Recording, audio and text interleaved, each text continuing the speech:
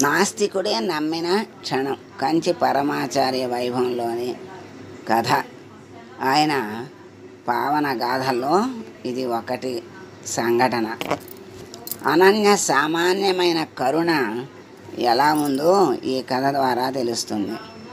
Doctor Sivasankaran తను కూర్చున్న Boeing విమానం కిటికీ నుండి బయటికి చూస్తున్నాడు. చెన్నై కొబ్బరి చెట్లు దగ్గరగా వస్తున్నాయి. కాంక్రీటు భవనాలు కొమ్మల్లాగా పైకి మొలుస్తూ కనపడుతున్నాయి. నురుగుతో కూడిన సముద్రపు అలల చివరన ఉన్న తెల్లని మట్టి కనుచూపు మేర కనిపిస్తుంది. మద్రాసు వదిలి సరిగ్గా 20 సంవత్సరాలయ్యింది అనుకుంటున్నాడు శివశంకర్. ఎంతగానో మారిపోయి ఉంటుంది అంది భాగీరథి భార్య. కేవలం సముద్రం మాత్రమే మారలేదు అనుకుంటున్నారు.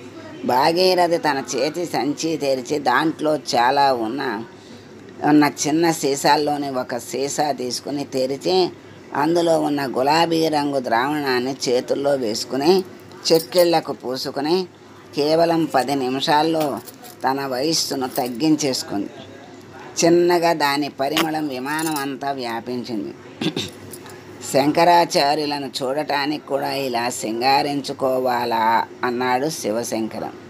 కాదు, నా చర్మం ఈ ఎండలను తట్టుకోలేదు అని అన్నదనమాట. స్పీకర్ నుండి ప్రకటన మొదలైంది. తర్వాత చెప్పిన విషయం ఏమిటో ఎవరికీ అర్థం కాలేదు. ప్రపంచంలోనే అత్యంత చెత్త విమానయాన సంస్థగా భారతీయ విమానయాన సంస్థకు ప్రతి సంవత్సరం బహుమతి ఇవ్వచ్చు అన్నాడు శివశంకరన్. భాగీరథి మౌనంగా ఉండడంతో మరలా తనే ప్రపంచంలోనే అత్యంత చెత్త విమానాశ్రయం బాంబే అన్నాడు. భాగీరథి కనుకొనకల నుండి అతన్ని చూస్తూ మొత్తానికి భారతదేశాన్ని దూషించటం మొదలుపెట్టారా అన్నది. నేను నిజమే చెప్తున్నాను, చెప్పు, ఈ దేశం ఎప్పటికైనా పురోగతి చెందుతుందా?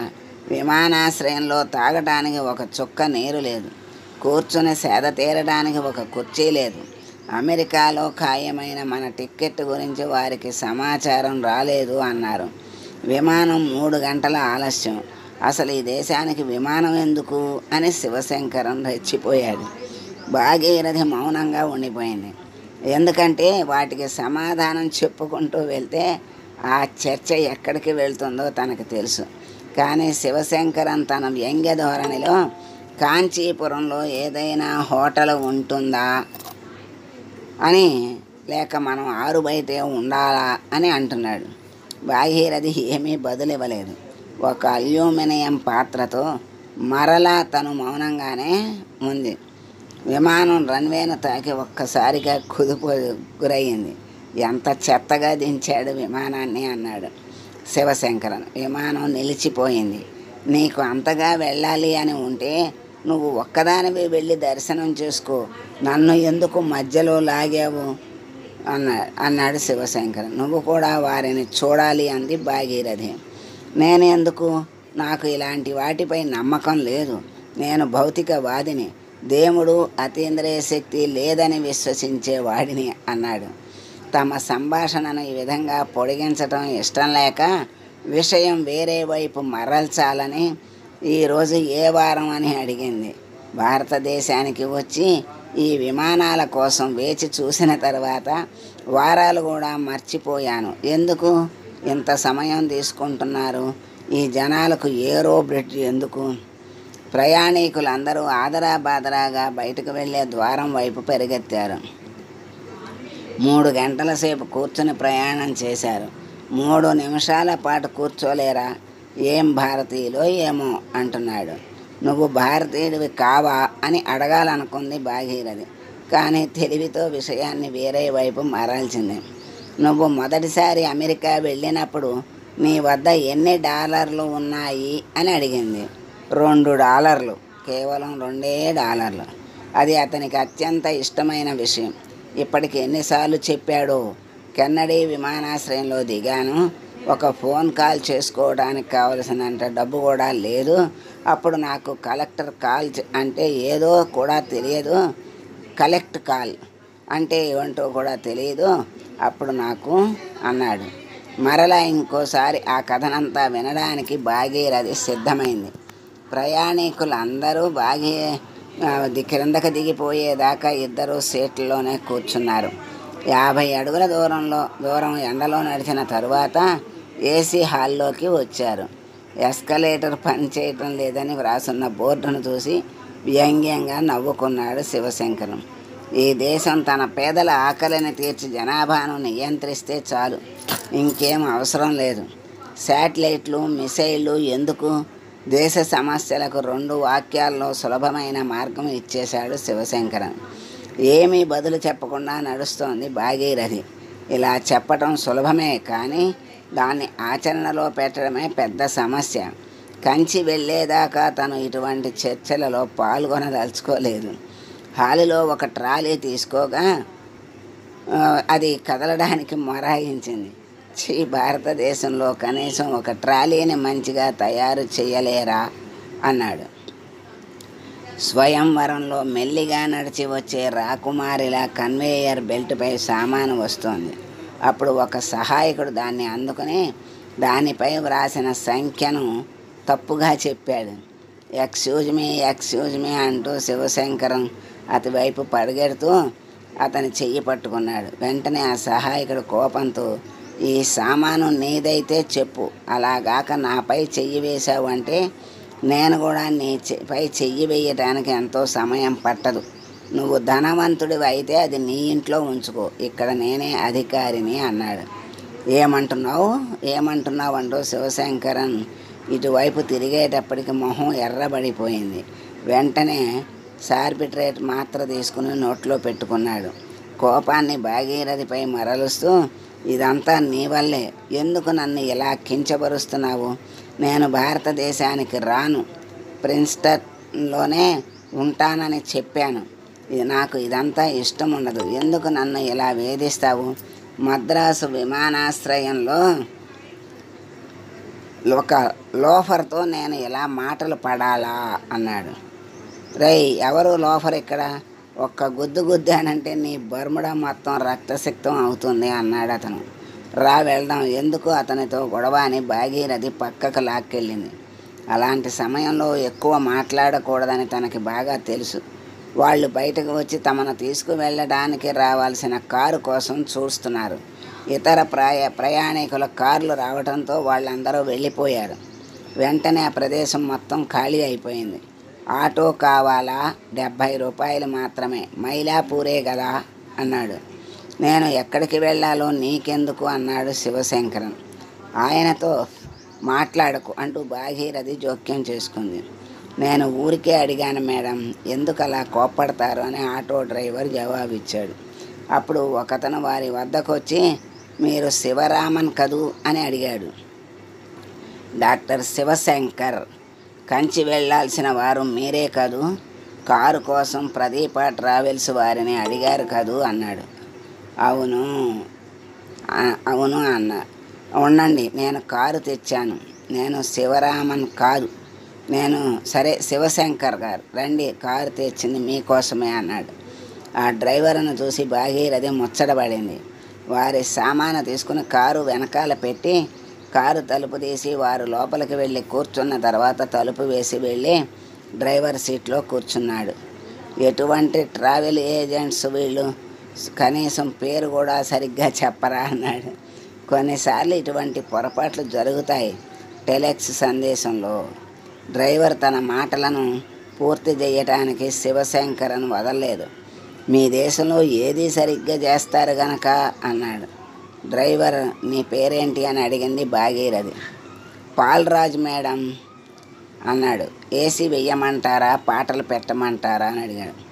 ప్లేయర్లో ఏదో క్యాసెట్ పెట్టాడు. కనులను దోచాయంటే ప్రేమ అని దాని అర్థం అంటూ పాడుతోంది. నాకు ప్రేమ వద్దు తమ్ముడు. కారు బయలుదేరి వెంటనే ప్రధాన రహదారిపైకి వచ్చింది. ఏదైనా భక్తి గీతం పెట్టనా అని అడిగాడు. మాకు ఏ పాటలు వద్దు, మమ్మల్ని ప్రశాంతంగా వదిలేయి. పూనమల్లి వైపు కారు తిరగగానే నిదానంగా వెళ్దాం పాల్రాజ్, మాకు అంత అవసరం లేదు అన్నది భాగీరథి. ఈరోజే పరమాచార్య స్వామి వారిని దర్శించుకోరా, ఇంకో 2 గంటల్లో అక్కడికి చేరుకుంటాము అన్నాడు. రేపు తీరిగ్గా దర్శనం చేసుకుంటాము. అదేమీ నాకు ముఖ్యం కాదు. ఈమె కోసమే, కేవలం దీనికోసమే తను అమెరికా నుండి వచ్చింది అని జవాబిచ్చాడు శివశంకర్. ఓహ్ అవునా, నాకు చాలా ఆనందంగా ఉంది. పెరియవా దైవ స్వరూపులు సార్. నేను ఇప్పటిదాకా 88 సార్లు దర్శించుకున్నాను. 100కు మరో 12 తక్కువ. వారి వయసుకు సమానం అవుతుంది.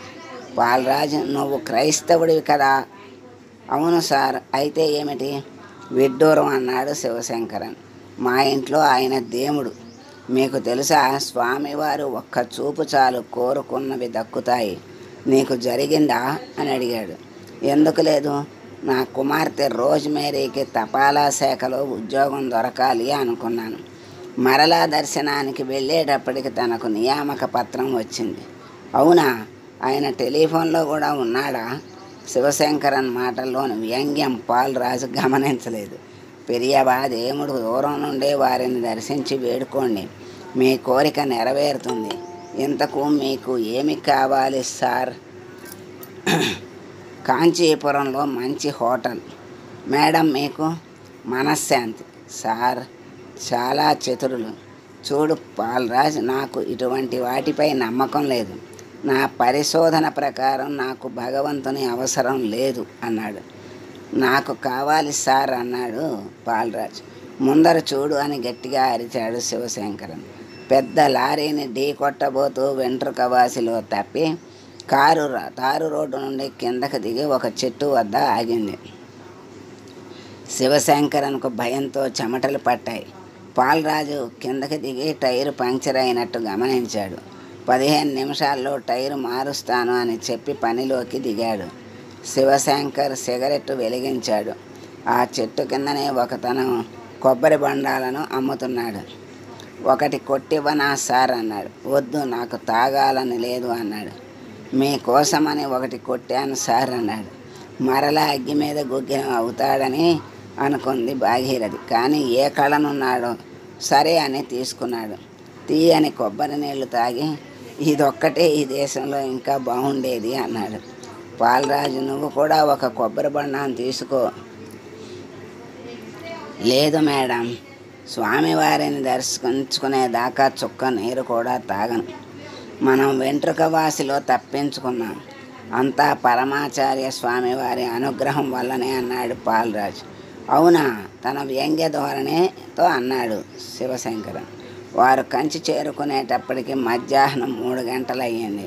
చెరువుల్లో ఈత కొడుతున్న హంసలు, రోడ్డుకు ఇరువైపులా ఉన్న తాటి చెట్లు, ఆలయ గోపురాలు కొత్తగా శోభాయమానంగా ఉన్నాయి. స్వామివారి శతాబ్దపు ఉత్సవాల కోసం పట్టణం మొత్తం శృంగారించుకుంటోంది. ఎక్కడ చూసినా చలువ పందేళ్లలో వెదురు కర్రల బారులతో గోవులు ఎదురు కర్రల బారులతో గోవులు, ఎద్దులు మరియు కుక్కలు వీధులంతా తిరుగుతున్నాయి. భాగీరథి సంతోషానికి అవధులు లేవు. అక్కడ ఒక పెద్ద పందిరి ఏర్పాటు చేయబడింది. ఉత్సవాలు ఇక్కడే జరుగుతాయి మేడం అన్నాడు. ఆ ప్రాంతాన్ని చూసిన వారెవరైనా ఇది పల్లవరాజుల రాజధాని అంటే నమ్ముతారా? నువ్వు వాటికన్ చూసావు కదా, ఎలా ఉంది అది? 1000 సంవత్సరాల పురాతన ప్రాంతాన్ని అమెరికా ఎలా కాపాడుకుంటుంది? నాకు అది అంతా ముఖ్యం కాదు సార్. నేను నీతో మాట్లాడటం లేదు పాల్రాజ్. మనం నేరుగా స్వామివారి దర్శనానికి వెళ్ళి తరువాత ఇతర దేవాలయాలను చూద్దామన్నాడు పాల్రాజ్. శివశంకరన్ వెంటనే తిరస్కరించి, ముందు ఏదైనా హోటల్కి, తర్వాతే ఏ కార్యక్రమమైనా అని ఖరాఖండిగా చెప్పాడు. లేదు సార్, మనం స్వామివారిని దర్శించడానికి అరగంట చాలు. అందుకనే అంత వేగంగా కారు నడిపాను. వారిని రేపు చూద్దామన్నాడు. ముందు హోటల్, నాకు చాలా ఆకలిగా ఉంది అన్నాడు శివశంకరన్. ఒక్కటే 3 నక్షత్రాల హోటల్ ఉంది. అక్కడికి వెళ్ళి గదిలోకి వెళ్ళగానే శివశంకరన్ మొదలుపెట్టాడు. స్నానాన గదిలో బొద్దింకలు, గోడలపై రక్తపు మరకలు, మురికి తువ్వాళ్ళు, ఔషధాల వాసన. అమెరికాలో ఉంటే కొద్ది సౌఖ్యం అయినా ఉండేది. భాగీరథి ఇక తట్టుకోలేకపోయింది. దయచేసి 2 రోజుల పాటు మీ అమెరికాను విడిచిపెట్టి భారతదేశానికి వస్తారా? మనం ఇక్కడకు వచ్చింది పరమాచార్య స్వామివారి దర్శనం కోసం, నల్లులు లెక్క పెట్టడానికి కాదని ఘాటుగా స్పందించింది. మనం వచ్చాము అనకు, నువ్వు మాత్రమే వచ్చావు. నాకు ఏమాత్రం ఇష్టం లేదు. నేను ఇవన్నీ నమ్మను. నేను ఆయన్ని చూడకపోయినా పర్వాలేదు, నాకు తలనొప్పిగా ఉంది అన్నాడు. అంతలోనే పాలరాజు అక్కడికి వచ్చి భాగీరథిని పిలిచి చిన్నస్వామి వారు అమ్మవారి పూజ చేస్తున్నారు అని తెలిపాడు. వస్తున్నాం పాలరాజు. హలో, లేవండి వెళదామంది. నేను రాను, నువ్వు వెళ్ళు, నేను ఈ గదిలోనే ఉంటాను అన్నాడు. నువ్వు లేకుండా నేను ఒంటరిగా వెళ్ళను అంది భాగీరథి. పాలు ఉన్నాడు కదా అన్నాడు. సార్, నేను లోపలికి రాను, బయట నుండే స్వామివారిని దర్శించుకుంటే చాలు నాకు. నీత ఇదే తలనొప్పి బాగి. కేవలం ఒక్కరోజు దయచేసి నీ భౌతిక శాస్త్ర విషయాలు మర్చిపోలేవా? నీ మొండితనాన్ని వదిలేయలేవా? ఈ మూర్ఖత్వం వల్లే కదా మన ఒక్కగానొక్క కొడుకును పోగొట్టుకున్నాము అంది భాగీరథి. మండే కళ్ళతో మౌనంగా భాగీరథి వైపు చూసి నేనా కారణం, అందుకు నేనొక్కడనేనా కారణం అన్నాడు. మరలా అదంతా మొదలు పెట్టద్దు, చెప్పు, నేనొక్కడినేనా కారణం? సరే, నేను కూడా అందుకు కారణమే అంది. పాలరాజు పరిస్థితిని అంచనా వేసి హోటల్ ద్వారం వద్ద కారులో వేచి ఉంటానని చెప్పి వెళ్ళిపోయాడు. సరే, నేను వస్తాను, కానీ నేను చొక్కా తీయను. అప్పుడప్పుడు పొగ తాగుతాను. నేను నాస్తికుడిని. మతం అనేది కూడా ఒక మత్తు మందు, మోసపూరితమైన ఒక ఆట అని నమ్మేవాడిని నేను. నాతో పాటు వస్తే చాలు అన్నది భాగీరథి. మోకాళ్ళ దాకా ఉండే నెక్కరతో విశ్వవిద్యాలయ టీషర్టు వేసుకుని తలపై బేస్బాల్ టోపీ పెట్టుకుని సరే పద వెళ్దామన్నాడు. భాగీరథి తన కన్నీళ్లను ఆపుకోలేక ఆలోచిస్తాంది. ఎందుకు ఈయన ఎంత మొండిగా ప్రవర్తిస్తున్నాడు? ఏదైనా చెడు జరగబోతోందా అని బాధపడుతోంది. హాలులో 100 మంది భక్తులు కూర్చుని పూజను తిలకిస్తున్నారు. ఈ పిల్లాడు ఎవరు? చిన్నస్వామి. ఏంటి పిచ్చి, నేను ఇప్పుడు ఇతని కాళ్ళపై పడాలా అన్నాడు. అవసరం లేదు అంది. ఇతను నంబర్ 3, మరి 2వ నెంబర్ ఎక్కడా అన్నాడు. దయచేసి కాసేపు ఊరికే ఉంటారా అంది భాగీరథి. చాలాసేపటి తర్వాత ఇతను నెంబర్ 3, మరి 2వ నెంబర్ ఎక్కడా అని అడిగాడు. దయచేసి కాసేపు ఊరికే ఉంటారా అంది. చాలాసేపటి తర్వాత గోడవారగా వరుసలో వెళ్ళి స్వామివారిని సమీపించారు. శివశంకరన్ మూలలో నిలబడున్నాడు. ఎందుకు నిలబడున్నారు? కూర్చోండి. ఏమిటి పేరు అని అడిగారు జయేంద్ర సరస్వతి స్వామివారు. శివశంకరన్. ఎక్కడ నుండి? అమెరికాలోని ప్రిన్స్టన్. నేను భౌతిక శాస్త్ర ఆచార్యుడిని. మఠానికి చాలా దగ్గర వ్యక్తి అయిన జయరామన్ కూడా ప్రిన్స్టన్లోనే ఉంటారు కదా. నాకు తెలియదు. నాకు తెలిసిందల్లా ప్రిన్స్టన్లో ఒకప్పుడు ఐన్స్టీన్ అనే గొప్ప వ్యక్తి ఉండేవాడు. నీ భౌతిక శాస్త్రం ఏమని తేల్చింది? ఆదిశంకరులు చెప్పినదే కదా అన్నారు. కాదు స్వామి, భౌతిక శాస్త్రం చాలా చాలా అభివృద్ధి చెందింది. ఈ విశ్వమంతా ఒకే పరమాణువు, ఒకే శక్తి. అదే చెప్పటానికి ప్రయత్నిస్తున్నారు. దాన్నే ఇక్కడ శివుడు, శక్తి ఇద్దరూ ఒక్కటిగా అర్ధనారీశ్వరులై ఉన్నారని చెప్తున్నారు అన్నారు. కాదు, మేము చెబుతున్న విషయం ఇది కాదు అన్నాడు.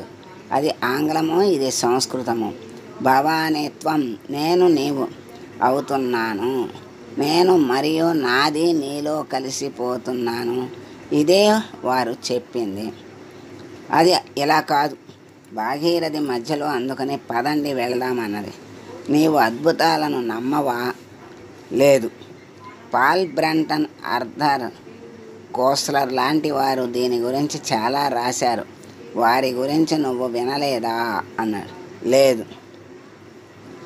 చాతుర్మాస్యం కోసం పరమాచార్య స్వామివారు మహబూబ్ నగర్లో మకాం చేస్తున్నప్పుడు నేలాగే అమెరికా నుండి ఒకతను దర్శనానికి వచ్చాడు. బస్టాండ్ నుండి రిక్షాలో వచ్చాడు. స్వామివారి ఆశీస్సులు అందుకున్నాడు. అప్పట్లో స్వామివారు అందరితో మాట్లాడేవారు. నుదుటిపై కుంకుమ ధరించాడు. స్వామివారు ఆపిల్ పళ్ళు ప్రసాదంగా ఇచ్చారు. మఠంలోనే భోజనం చేసిన తర్వాత కొంత డబ్బు ఇవ్వాలని తన పర్సు కోసం చూశాడు. కానీ దాన్ని ఎక్కడో పోగొట్టుకున్నాడు.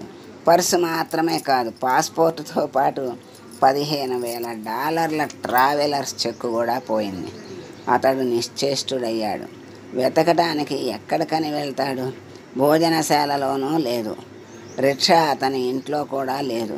చివరకు అది ఎక్కడ దొరికిందో తెలుసా? బస్టాండ్లో అతను కూర్చున్న సిమెంటు బెంచీ మీద దొరికింది. అప్పటికి వేల మంది ఆ దారిలో వెళ్ళి ఉంటారు. దీన్ని ఏమని అంటావు శివశంకరన్? ఇది అద్భుతం కాదా? దీన్ని మీ భౌతిక శాస్త్రం ఏమని నిర్వచిస్తుంది అని అడిగారు. దాన్ని అద్భుతం అని మీరు అనవచ్చు, కానీ నేను దాన్ని సంభావ్యత లేకపోతే అవకాశం అంటాను. దర్శనం అయ్యిందా? మనం ఇక వెళ్దామా బాగి అని అడిగాడు. స్వామివారు చిరునవ్వుతో వెళ్ళటానికి అనుమతి ఇచ్చారు. బయటకు వచ్చిన తర్వాత ఆయనతో కూడా వాదనేనా అని అడిగింది భాగీరథి. ఎందుకు కూడదు? ఆయన కూడా నాలా ఆత్మే కదా, అద్వైతం చెప్పేది అదే కదా. బయట కాచుకున్న పాలరాజు, రండి స్వామివారి దర్శనం చేసుకుందాం, బహుశా ఇంకొక అరగంట ఉంటారు అన్నాడు. భక్తుల వరస వీధి చివరి దాకా ఉంది. భాగీరథి పరిగెత్తుకుంటూ వచ్చి వరుసలో చివర చేరింది. అన్నిటినీ మరిచిపోయింది. పళ్ళపొడి రంగు చీర కట్టుకున్న ఒక విదేశీ వనిత ధ్యానంలో కూర్చుని ప్రవేశ ద్వారం వైపు చూస్తోంది. లోపల కొద్దిగా చీకటిగా ఉంది. నిదానంగా అక్కడికి చేరుకున్నారు. గది లోపల శతాయుష్కులైన పరమాచార్య స్వామివారు చేరగలబడి కూర్చున్నారు. స్వామివారి తలపై కాషాయ వస్త్రంపై ఆకులతో చేసిన కిరీటం పెట్టుకున్నారు. మోకాళ్ళు ముడుచుకున్నారు. స్వామివారు ఎవరినీ ప్రత్యేకంగా గమనించటం లేదు. స్వామివారికి దగ్గరలో ఉన్న ఒక బ్రాహ్మణ యువకుడు భక్తుల వరసను నియంత్రిస్తూ అప్పుడప్పుడు స్వామివారి మెడలో పూలమాలలు వేస్తున్నాడు. అతను పాలరాజును గుర్తుపట్టి ఇది ఎన్నో మారు అని అడిగాడు. 90వ ఈయన అమెరికా నుండి వచ్చారు.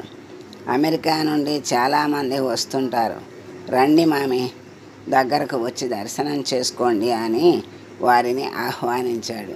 భాగీరథి తనను తాను సంభాళించుకోలేక కన్నీరు పెట్టుకోవడం మొదలుపెట్టడంతో అవి ఆమె చీరపై పడి కింద పడ్డాయి. పరమాచార్యకు చెప్పండి, కేవలం ఈ క్షణం కోసమే మేము 10,000 మైళ్ళు ప్రయాణం చేసి వచ్చాము. మా ఆయన ఎంత వాదించినా లోపల ఎక్కడో కాస్త నమ్మకం ఉంది. మాకు ఒక్కడే కుమారుడు, బాలాజీ అని పేరు పెట్టుకున్నాం. 12 ఏళ్ల వరకు బాగానే ఉన్నాడు. కానీ ఆ చెడ్డ దేశంలో తండ్రికి కుమారునికి అభిప్రాయ భేదాలు వచ్చి ఒకరోజు ఇల్లు వదిలి వెళ్ళిపోయాడు.